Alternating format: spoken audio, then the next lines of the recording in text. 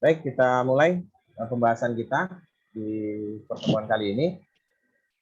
Konsep dan teori dalam pengambilan keputusan.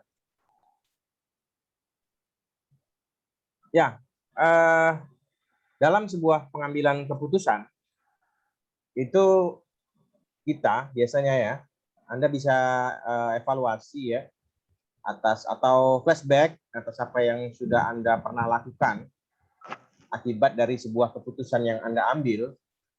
Pasti sebuah keputusan itu harus memilih satu atau lebih di antara sekian alternatif ya, alternatif dari sebuah keputusan yang mungkin. Pasti ada pilihan-pilihan. Paling tidak walaupun cuma ada satu pilihan, Anda memilih mengambil keputusan itu atau tidak, itu juga sebuah pilihan atau alternatif. Jadi meskipun hanya satu, tapi itu juga pilihan. Pilihan mengambil langkah yang Anda pilih atau tidak. Ya. Nah, oleh karena itu, sebuah alternatif keputusan itu akan meliputi keputusan ada kepastian. Bisa jadi ada sebuah keputusan yang mengandung resiko. Bisa jadi keputusan itu keputusan yang tidak pasti, ada ketidakpastian. Dan bisa jadi keputusan itu ada dalam sebuah suasana yang sedang bertentangan atau konflik. Gitu ya. Suara saya kira-kira bisa didengar nggak ya? Bisa, Pak. Bisa, Pak. Ya. Oke. Baik. Kita lanjutkan. Kedua, keputusan bisa berulang kali dibuat secara rutin dan dalam bentuk persoalan yang sama. Sehingga bisa jadi mudah kita lakukan. Nah, sebuah keputusan itu yang kita hadapi mungkin bisa jadi serupa dengan situasi yang pernah kita alami, tapi bisa jadi punya ciri khusus dari permasalahan yang baru timbul. Ya. Kita sekarang ambil coba skop yang agak lebih besar, bicara soal keputusan. Sebagai contoh ya, di situ saya contohkan misalnya surat edaran Gubernur Kepulauan Riau. Nanti Anda bisa download ya, itu di grup-grup WA banyak di-share mengenai ketentuan pelaku perjalanan dalam negeri di masa pandemi COVID-19. Ada level PPKM 1. Ya. Informasi apa yang Anda peroleh dari surat edaran yang baru saja di-share oleh Gubernur Kepri? Surat edaran. Sudah ada yang baca? Sarjali, posisi Tanjung Pinang atau di mana, Jali? Di Tanjung Pinang, Pak. Tanjung Pinang ya? Memang rumah di Tanjung Pinang? Iya, Pak, di Tanjung Pinang. Tanjung Pinang. Mungkin ada yang baru datang dari kampung halaman?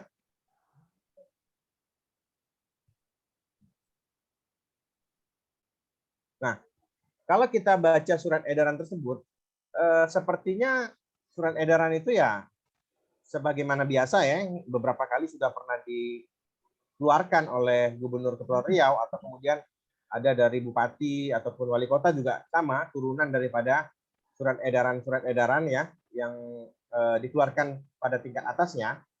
Pada surat edaran kali ini kita bisa melihat bahwa perbedaannya adalah ketika status Kepulauan Riau itu berada pada level PPKM 1. Ya, terutama di Tanjung Pinang dari hasil evaluasi oleh kementerian atau pemerintah pusat bahwa Kepulauan Riau berada pada level PPKM 1. PPKM 1 itu maksudnya apa? Pembatasan pergerakan ya. Kita berada pada level 1. Dalam artian berarti sudah terjadi hal-hal yang memenuhi standar ya, untuk kemudian kita bisa agak lebih longgar dibandingkan mungkin daerah-daerah lainnya. Nah, kenapa? Karena paling tidak yang sangat ketara adalah jumlah penurunan kasus positif COVID-19, gitu ya. Kasusnya mulai menurun, lalu kemudian bed occupancy ratio atau BOR dari rumah sakit itu juga tingkat ketersediaannya masih sangat banyak, gitu ya. Masih sisa banyak, gitu ya, karena tidak banyak lagi yang dirawat di rumah sakit. Lalu kemudian juga vaksinasi kita juga sudah maksimal, sehingga kemudian level PPKM kita hari ini bisa menurun menjadi level PPKM 1. Nah, sebuah keputusan yang kemudian diambil oleh gubernur sebagai kepala daerah, dalam hal ini sebagaimana surat edaran yang dia keluarkan, sebenarnya mengandung sebuah resiko gitu ya. Tapi sebuah keputusan yang harus diambil dengan mempertimbangkan beberapa hal atau berbagai masukan tentunya. Di mana hari ini perjalanan di sekitar Kepri ya, antar kabupaten kota di Kepri, tidak lagi mensyaratkan per tanggal 4 Oktober ya. Hari ini tanggal 5 Oktober. Per tanggal 4 Oktober, Anda kalau mau melakukan perjalanan kapal feri ke Batam misalnya, itu atau ke Anambas atau ke Lingga, tidak perlu lagi untuk menunjukkan bukti rapid test antigen. Ya, yang harganya kalau tidak salah sudah turun juga di harga 85 ribuan atau 80 ribu ya, atau 75 ribu kalau di Pelabuhan Roro, Tanjung Uban. Nah, tapi dengan catatan, kalau Anda baca di situ bahwa Anda sudah vaksin. Nah, kalau Anda sudah vaksin sampai dosis 2, maka Anda dibebaskan untuk tidak perlu lagi menunjukkan surat antigen. Nah, jadi Anda bisa melakukan perjalanan secara lebih leluasa. Kenapa? Karena level PPKM kita sekarang sudah menurun pada level PPKM 1. Nah, itu adalah sebuah keputusan yang diambil oleh Pak Gubernur. Ya. Nah, sebagaimana pada poin 2 itu dikatakan bahwa keputusan ini bisa berulang kali dibuat. Jadi surat edaran yang dikeluarkan oleh gubernur itu adalah bentuk keputusan dari seorang gubernur. Ya, hanya bentuknya surat edaran. Maksudnya Pak Gubernur menerima masukan, saran, kemudian catatan-catatan, lalu hasil evaluasi oleh pemerintah, lalu kemudian mengambil sebuah keputusan dengan menetapkan ketentuan-ketentuan pelaku perjalanan dalam negeri di masa pandemi COVID-19 pada level PPKM 1. Nah, gitu ya. Nah, jadi ada situasi yang sedang dialami.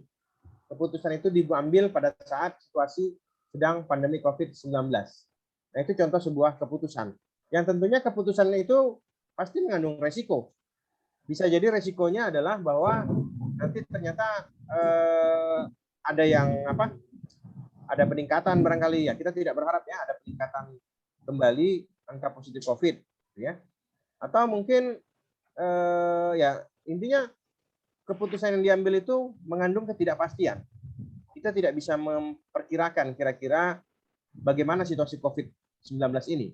Nah, tapi paling tidak kepala daerah mengambil sebuah keputusan yang bijak untuk kemudian tidak lagi begitu membatasi pergerakan masyarakat, tapi dengan tetap mematuhi protokol kesehatan dan juga tentunya syarat-syarat ketentuan yang diberlakukan. Tadi ya, Anda tidak perlu menunjukkan lagi surat antigen, rapid test antigen, tapi Anda harus sudah vaksin 2 kali. Di sini sudah vaksin semua? Anggota kelas? Sudah, Pak. Sudah, Pak.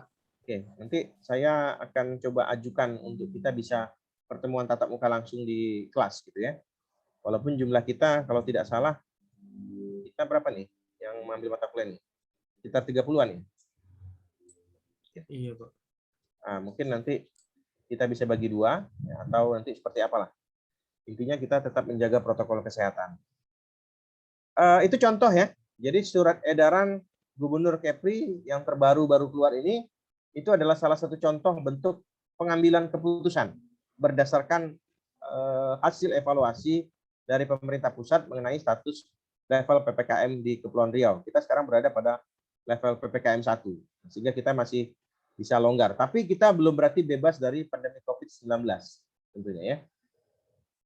Nah, kita lihat di sini teori pengambilan keputusan atau konsep dalam pengambilan keputusan.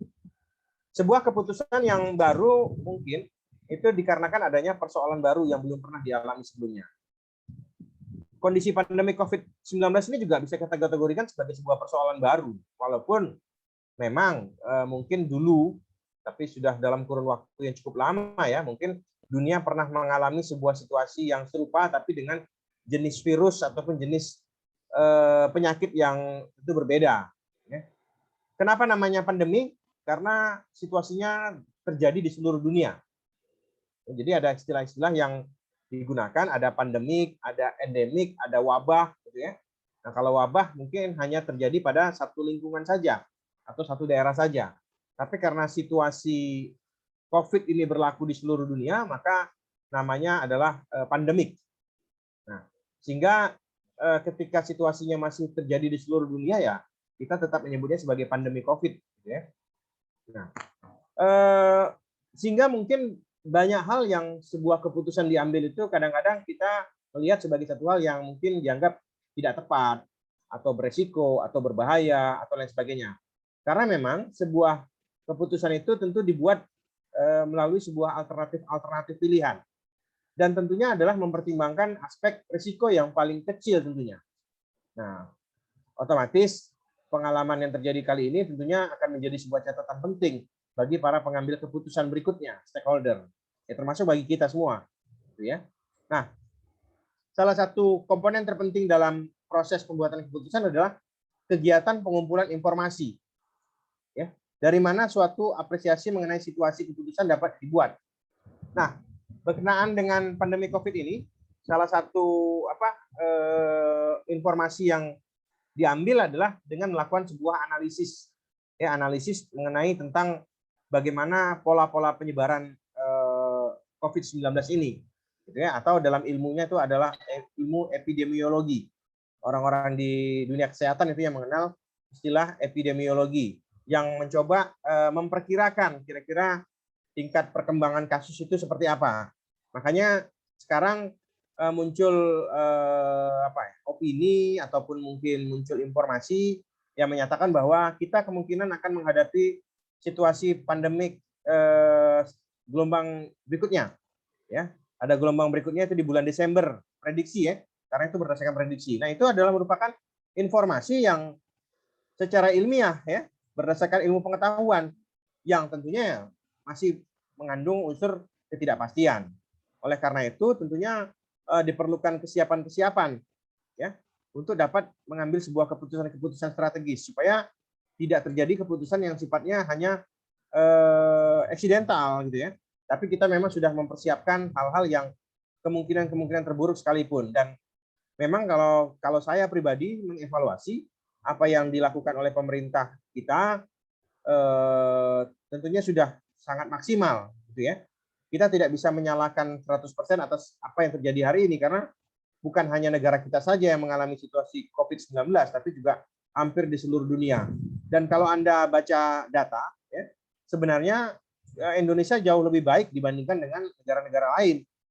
Walaupun beberapa bulan yang lalu ya, misalnya di bulan Juni itu terjadi peningkatan yang cukup drastis atas angka pandemi COVID, tapi paling tidak kita hari ini mampu mengendalikan situasi COVID dibandingkan dengan negara lain.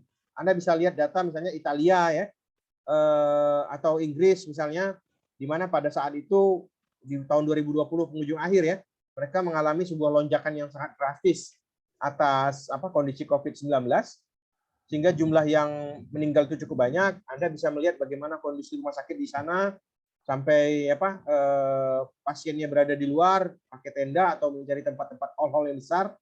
Nah, di kita memang sempat terjadi, tapi alhamdulillah ya situasinya tidak, walaupun kita sangat panik juga pada saat itu, tapi kita masih memiliki sebuah kemampuan untuk mengatasi itu.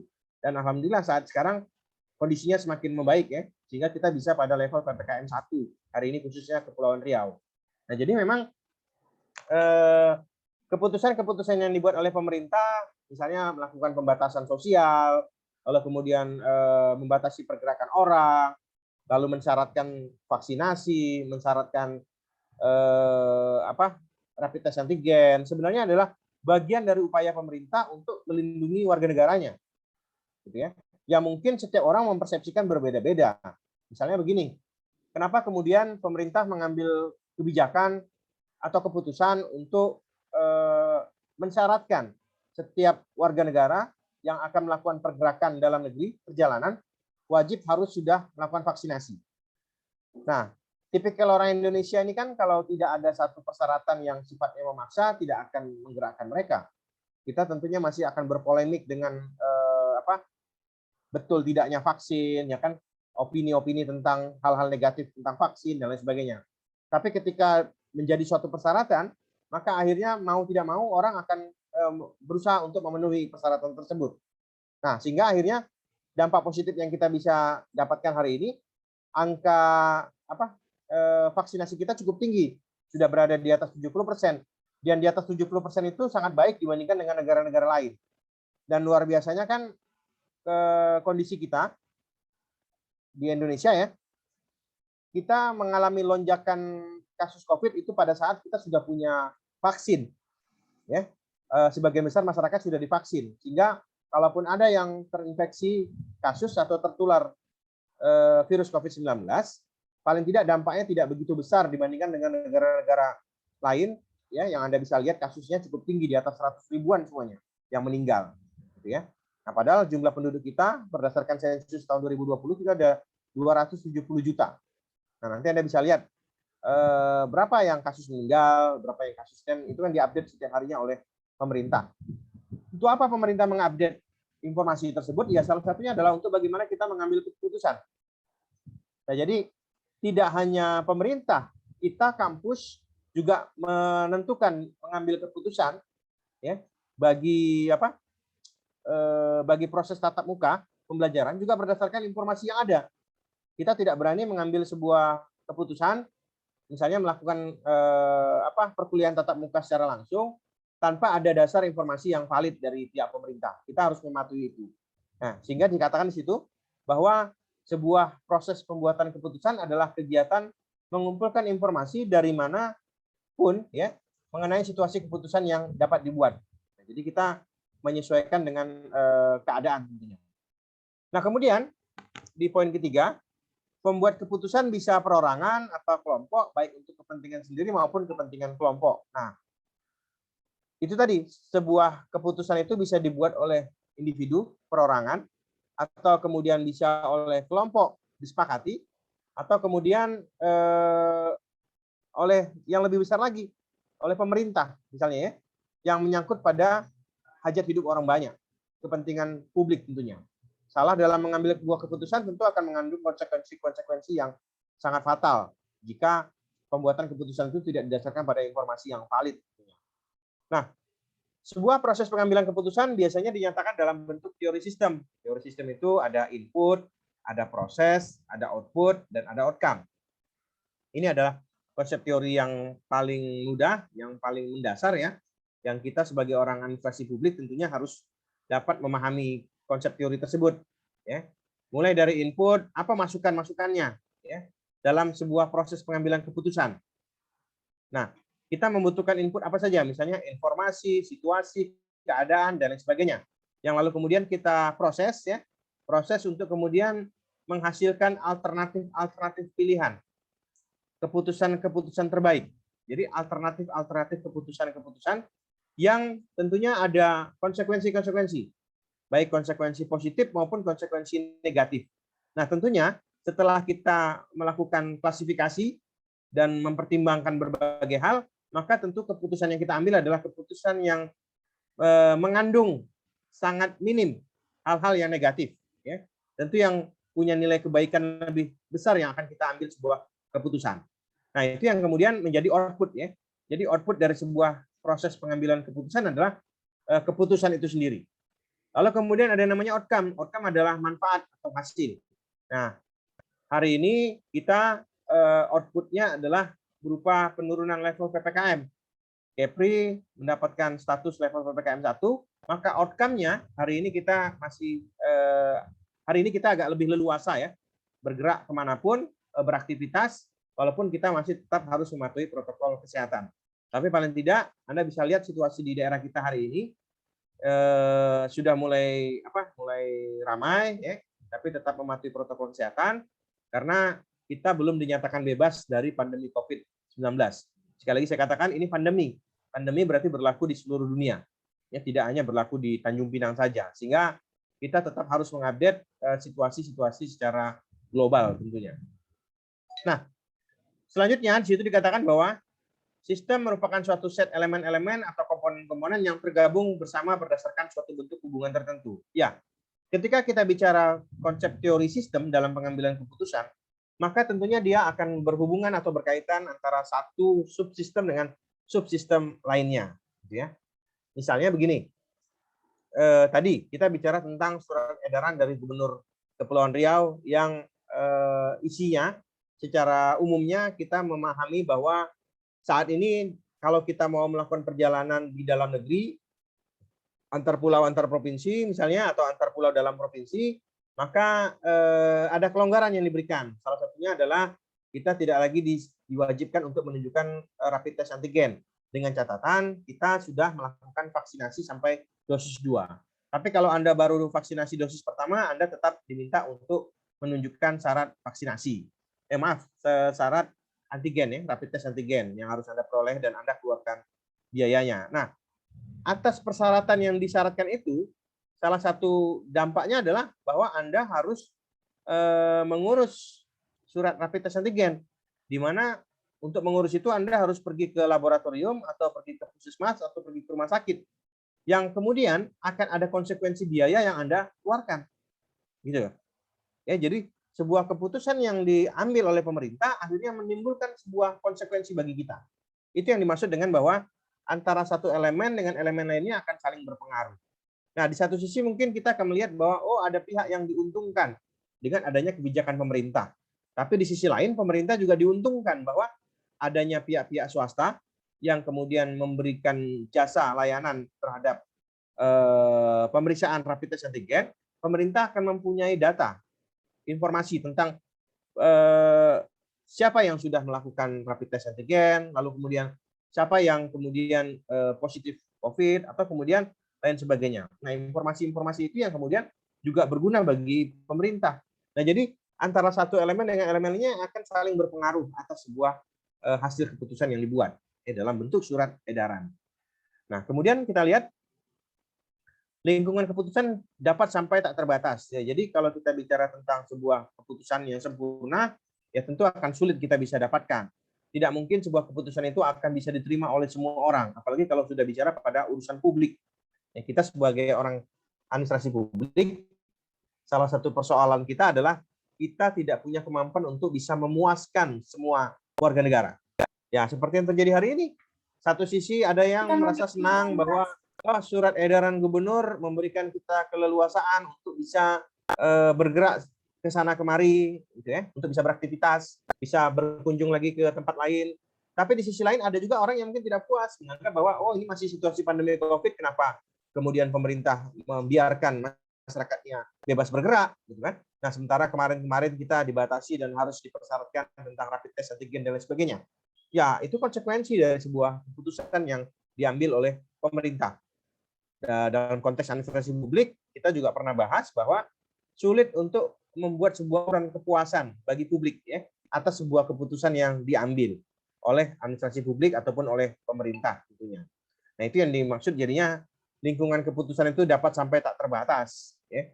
Karena banyak hal yang harus dipertimbangkan sehingga nanti ada satu konsep tentang pengambilan keputusan yang namanya rasional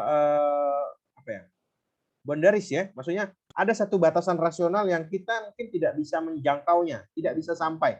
Sehingga mau tidak mau harus kita putuskan. Ya, contoh COVID ini.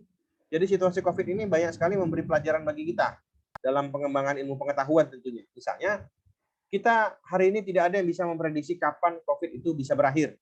Nah, sehingga keputusan-keputusan yang diambil oleh pemerintah tentunya harus mempertimbangkan faktor-faktor yang seminimal mungkin ya, mengandung resiko dan semaksimal mungkin bisa melindungi setiap warga negara tentunya. Itu yang kita bisa katakan bahwa lingkungan keputusan itu menjadi sampai tak terbatas atau tak terhingga. Walaupun kemampuan rasional manusia tentunya ada batasannya untuk bisa mengambil sebuah keputusan yang terbaik. Baik, dalam manajemen pengambilan keputusan tentunya ada beberapa faktor-faktor yang perlu diperhatikan ya. Faktor-faktor berarti hal-hal yang ikut mempengaruhi tentunya ya bagaimana sebuah keputusan itu diambil. Pertama, di situ dikatakan ada penentuan arah yang jelas bagi suatu organisasi. Set of objective, maksudnya tujuan apa saja yang akan dicapai. Nah, Anda mungkin sudah pernah ambil mata kuliah manajemen strategik. Saya cek dulu. Sudah ada yang ambil manajemen strategik? Belum, Pak. Belum ya? Di semester berapa tuh ya?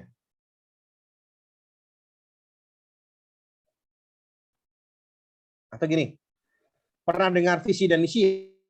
Orang menyebut visi dan misi. Kalau pas lagi musim pemilihan kepala daerah, itu selalu muncul apa visi dan misi dari pasangan calon kepala daerah, gitu ya.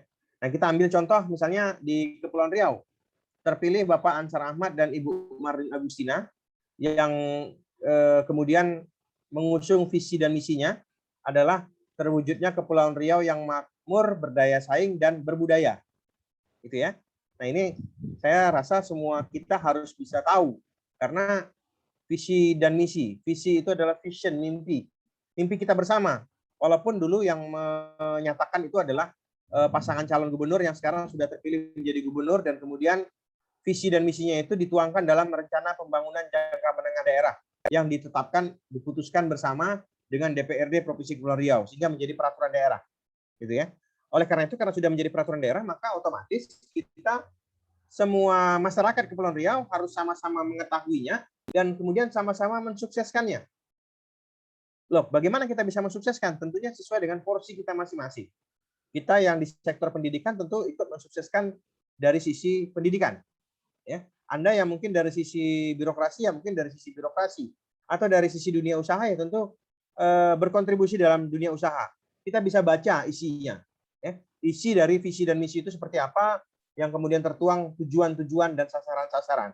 Sehingga dengan kita memiliki informasi pengetahuan tentang visi dan misi dari kepala daerah, kita bisa sama-sama berkontribusi.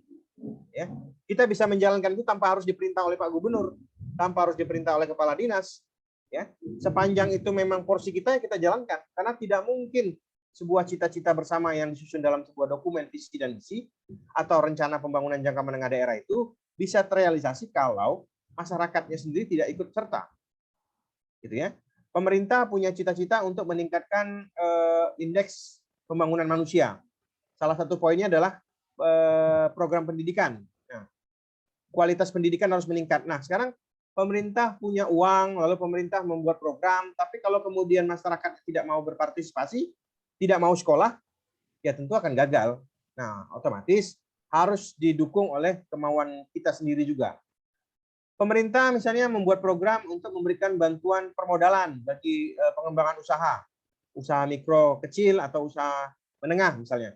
Tapi kalau ternyata masyarakatnya tidak mau berusaha, tidak mau ikut memperbaiki atau merubah nasibnya, maka ya sama saja bohong, percuma pemerintah meluncurkan program-program tersebut. Oleh karena itu, dalam mengambil sebuah keputusan kita bisa berpedoman pada seperangkat tujuan apa yang akan dicapai dari sebuah organisasi. Ketika hari ini kita adalah bagian dari masyarakat Kepri, maka apa yang akan kita lakukan ke depan kita harus bisa sesuaikan dengan apa yang sudah tertuang di dalam dokumen rencana strategis tersebut. Lalu kemudian, kedua, pencarian cara yang paling efisien untuk mencapai tujuan melalui penilaian berbagai alternatif yang visible. Maksudnya adalah alternatif yang bisa dijalankan atau dilaksanakan. Sifatnya operasional, bukan teoritis atau filosofis. Ya, tentunya kita dalam sebuah proses untuk mencari keputusan yang paling efisien, tentunya akan mempertimbangkan aspek-aspek mana yang lebih memungkinkan untuk dilakukan, gitu ya. Mana yang lebih sesuai, misalnya seperti itu. Kita lihat kondisi dan keadaan yang memungkinkan. Misalnya hari ini proses perkuliahan kita, gitu ya. Kira-kira bagaimana situasinya hari ini? Apakah bisa memungkinkan atau tidak untuk kita melakukan proses pertemuan tatap muka secara langsung, misalnya? Atau sebenarnya penggunaan teknologi yang kita gunakan hari ini sudah sangat maksimal, ya. Dan ini futuristik saya pikir, ya bukan futuristik lagi, present ya. Hari ini kita udah gunakan, bukan cita-cita atau angan-angan masa depan. Dulu waktu sebelum pandemi COVID kita masih bercita-cita bahwa suatu ketika nanti kita dari manapun kita bisa saling berkomunikasi, bisa berkumpul seperti ini tanpa harus berada di dalam ruangan. Nah, tapi ternyata begitu situasi pandemi COVID memaksa kita untuk akhirnya mampu dan bisa menggunakan teknologi ini. Ya, semuanya jadi familiar. Tapi muncul persoalan baru seolah-olah tidak merasa puas kalau tidak bertemu langsung. Maka muncul keinginan untuk kembali kepada sistem yang tradisional lagi, yaitu pertemuan secara tatap muka langsung dalam sebuah ruangan yang sama misalnya. Nah, ini adalah situasi yang ya tentunya memerlukan berbagai pertimbangan-pertimbangan yang matang untuk bisa mengambil sebuah keputusan yang efisien, yang operasional tentunya ya. Sifatnya di situ dikatakan operasional, bukan lagi teoritis atau filosofis. Gitu ya. Mana yang lebih mudah untuk kita lakukan? Gitu. Kemudian ketiga adalah analisis kendala lingkungan sebagai pembatasan, baik yang internal maupun yang eksternal. Ya tentunya kita dalam mengambil sebuah keputusan, apakah keputusan perorangan atau keputusan kelompok atau keputusan organisasi, tentunya kita akan dihadapkan pada situasi keadaan internal maupun eksternal. Anda sebagai individu, sebagai manusia, kita itu akan dihadapkan pada situasi pengaruh internal ataupun pengaruh eksternal. Ya, pengaruh eksternal tentu lingkungan kita. Ada teman, ada saudara, ada orang tua kita, ada guru, ada orang lain, dan sebagainya. Ketika bicara lingkungan internal, maka kita akan mempertimbangkan pada kondisi kita, kondisi pribadi kita, psikologi kita, ya, keyakinan kita, pikiran kita, dan lain sebagainya. Nah, kita tipenya seperti apa? Apakah ekstrovert atau introvert? Kalau kita bicara ekstrovert, berarti kita lebih banyak dipengaruhi pihak luar. Kalau introvert, kita berarti yakin dengan kepercayaan diri kita sendiri. Nah, itu kalau kita bicara pengambilan keputusan individu, apalagi pengambilan keputusan organisasi, atau kemudian pengambilan keputusan pemerintah, tentunya tidak bisa hanya dibebankan pada satu orang. Dalam hal ini adalah pemimpin itu sendiri.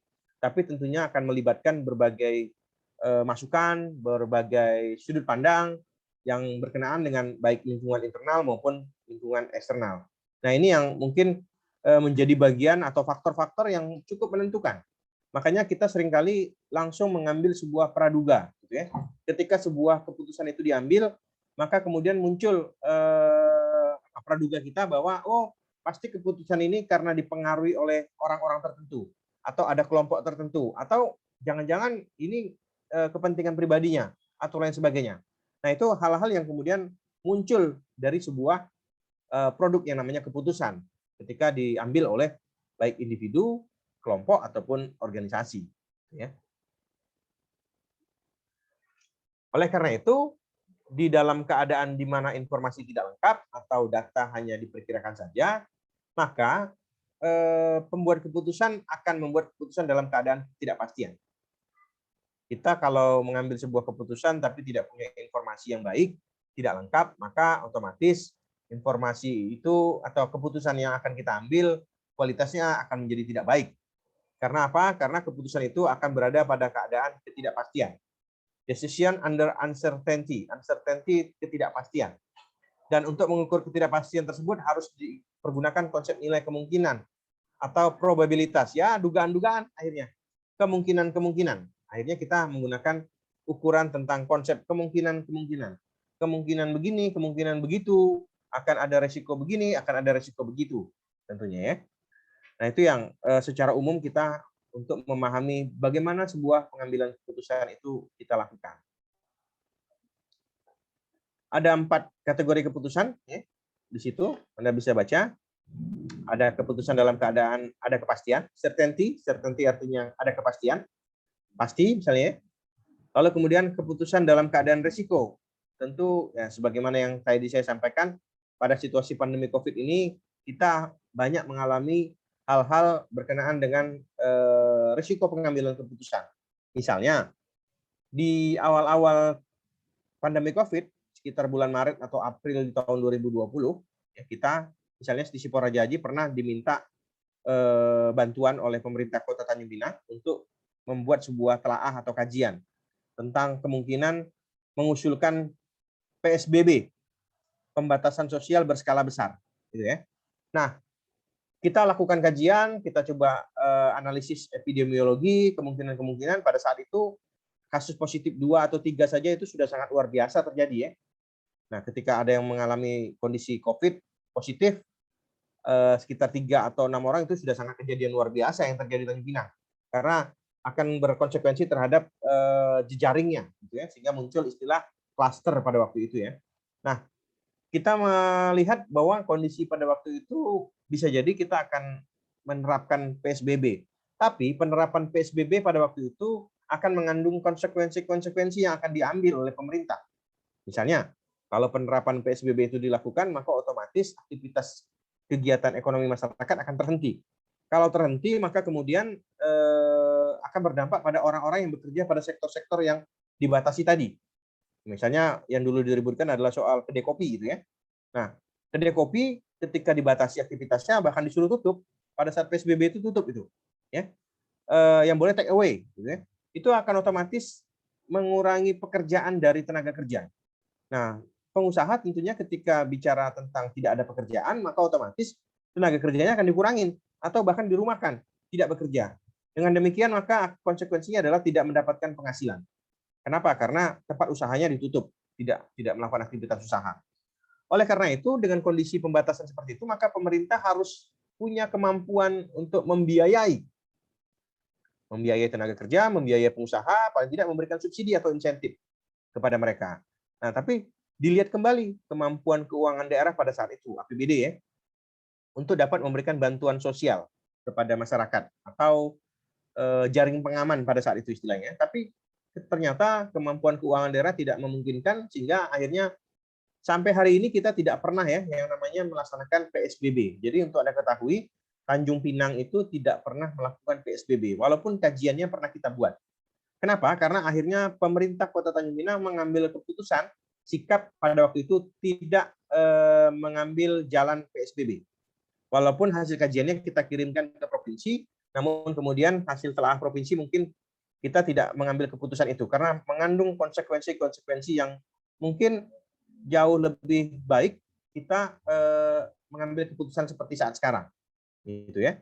Nah, kalau tidak mungkin dampak PSBB itu jauh lebih besar dibandingkan dengan risiko atas penyebaran COVID-19-nya itu sendiri. Gitu. Nah, jadi kita mengambil keputusan tentunya atau pemerintah Kota Tanjung Pinang mengambil keputusan yang dalam keadaan penuh risiko pada saat itu ya. Termasuk opini publik yang menghujat pemerintah tentunya.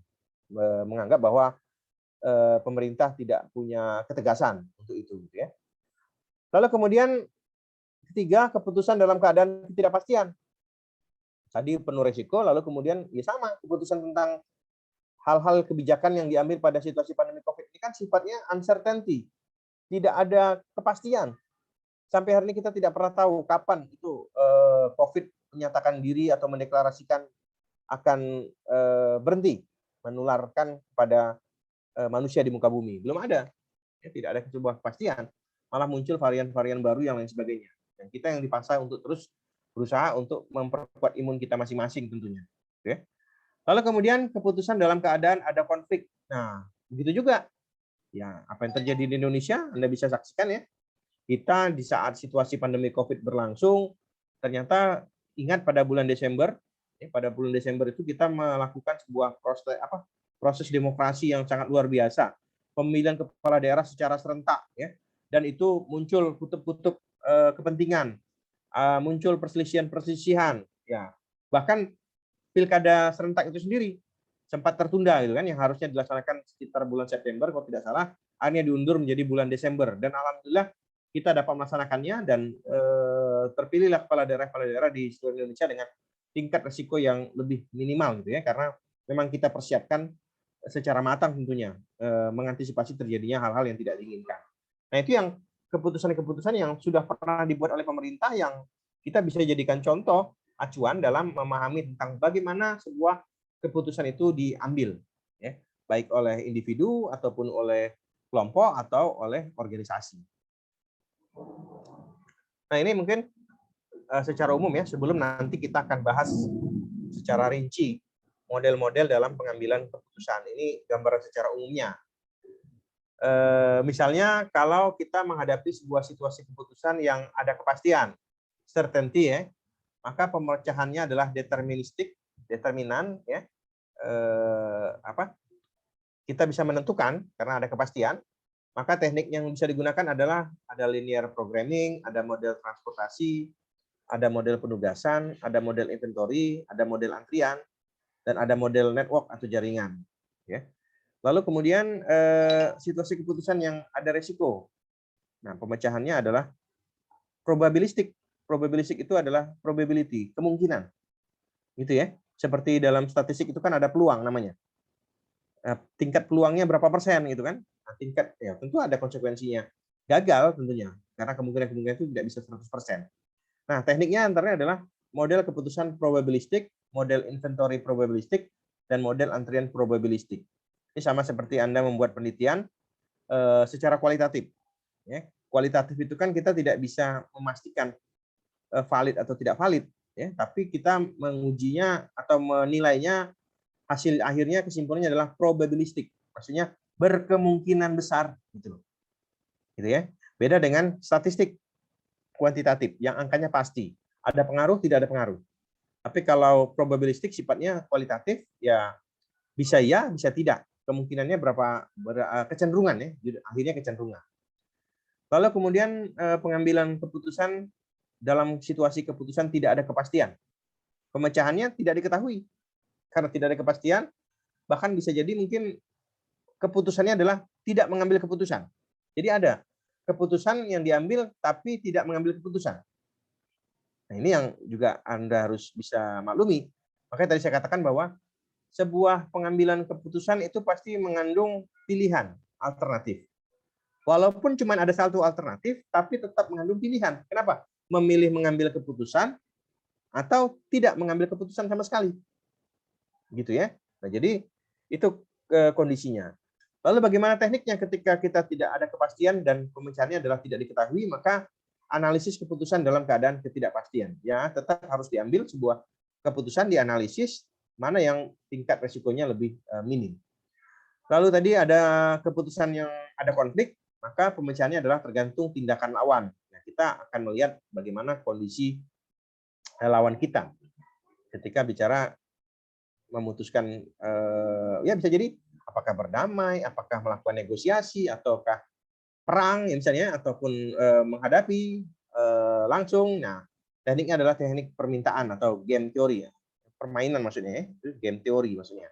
Tentunya ada teori yang permainan yang dilakukan untuk kemudian keputusan itu mungkin bisa memenangkan sebuah kontestasi atau memenangkan sebuah konflik terhadap lawan atau ya, lain sebagainya gitu ya.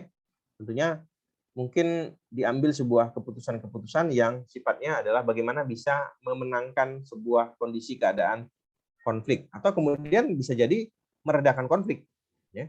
Tentunya ada win-win solution ya, win-win solution ataupun negosiasi. Ya, negosiasi bisa saja tidak 50-50 tapi bisa saja 5-5-4-5 atau kemudian bisa 60-40.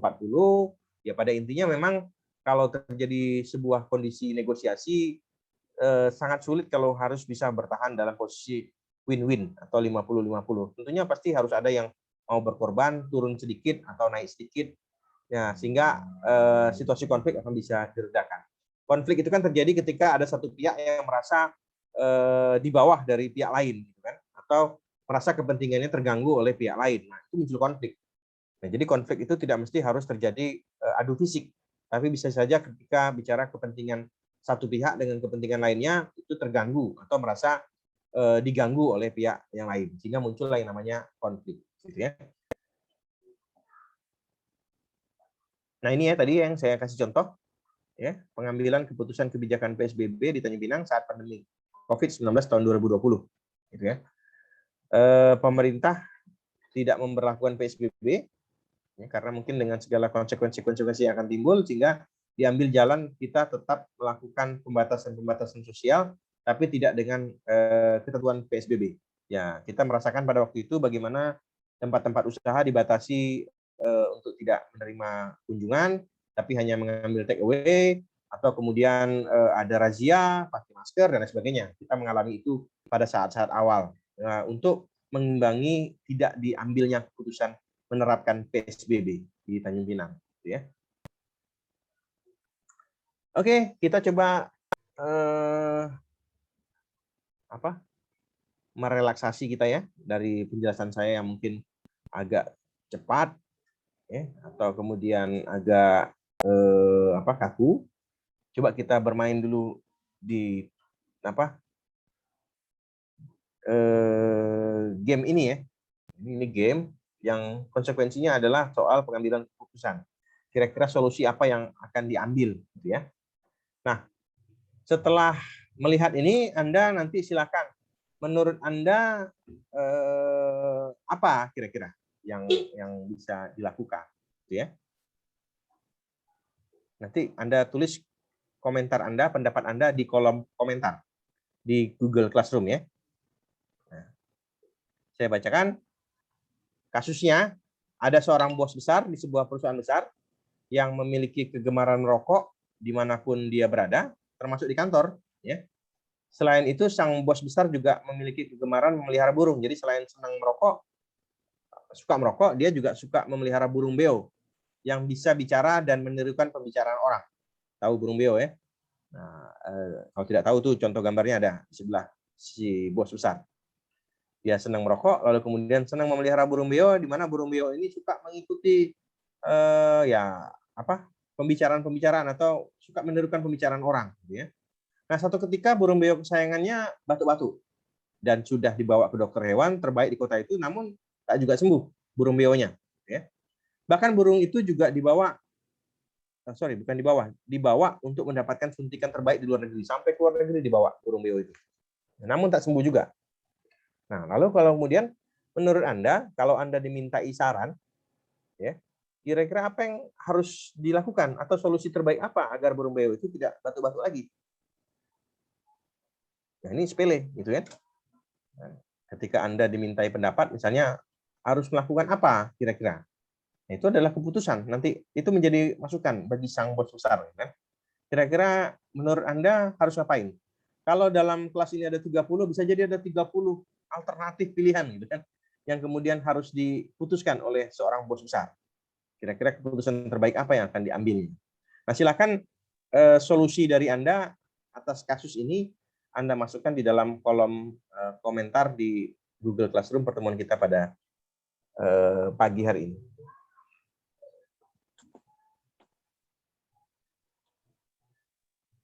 Dan silakan kalau ada pertanyaan, mungkin.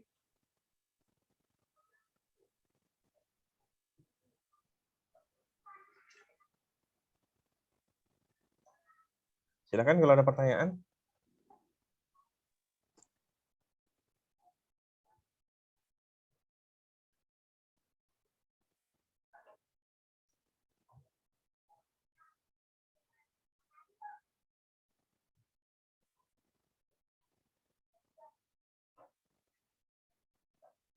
Pak, saya Misbah Purba izin bertanya. Oke, silakan. Yang untuk jawab pertanyaan tadi, Pak, berarti itu dalam kita mengambil keputusannya bisa dalam sisi negatif sama sisi positif ya, Pak? Boleh saja Anda bikinkan uraian. Kadang-kadang kan ada yang senang ngasih solusinya singkat gitu kan. Ada juga yang ngasih solusinya lengkap. Ya, tadi misalnya Mispa bilang, oh saya Pak mau ngasih solusi positif sama, mau ngasih solusi tapi berikut dengan konsekuensi gitu kan, positif atau negatif. Silakan. Itu ini baru bicara soal burung, ya kan? Kita belum bicara pada keputusan besar seperti yang tadi sudah saya kasih gambaran contoh. Misalnya pemerintah, wali kota, gubernur, gitu ya. Sekarang kita coba ambil sebuah masukan, memberi masukan ya.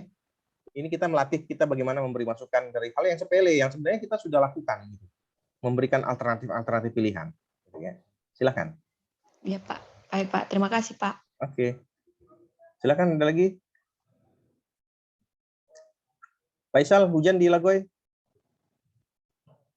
Baru reda ini Pak, tadi gelap. Oke, berarti sama ya probability-nya ya. Iya, kebetulan dari arah Uban tadi gelapnya Pak. Baru ke sini terus mungkin baru ke Pinang barusan. Oke. Atau ada wilayah Tanjung Pinang lainnya yang tidak terkena hujan? Ini di tempat saya di rumah juga hujan. Hujan semua kayaknya ya. Iya Pak, hujan Pak.